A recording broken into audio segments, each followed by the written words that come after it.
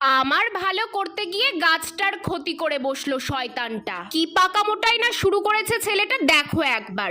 অনেকদিন পর আজকে সকালবেলা ছাদে এসেছি, আর আমি ছাদে আসবো আমার পিছু পিছু বিচ্ছুটা আসবে না, সেটা তো হতেই পারে না। এই পর্যন্ত সবই ঠিক ছিল, কিন্তু তারপর শুরু হলো আসল কাহিনী।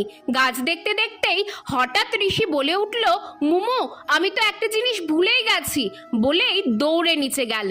মিনিট খানেক বাদে ফিরেও এলো, তবে হাতে একটা ফরেস্টের গাছ নিয়ে। কিরে, এই গাছ কোথায় পেলি? জিজ্ঞেস করতে যা উত্তর দিল তা শুনে আমি 3 দিন আগে জমিতে গাছ লাগানোর জন্য বাবা কিছু গাছ এনেছিল, সেখান থেকেই বিচ্ছুটা একটা গাছ সরিয়ে রেখেছিল আমাকে দেবে বলে, কিন্তু উনি প্রাইভেট স্কুলের চক্করে ভুলেই গেছিল। আজ ওনার মনে পড়তেই গাছটা এনে দিল, কিন্তু গাছের যে এদিকে আধমরা অবস্থা। যাই, গাছটা তাড়াতাড়ি বসিয়ে দি, নইলে আর বাঁচবে না।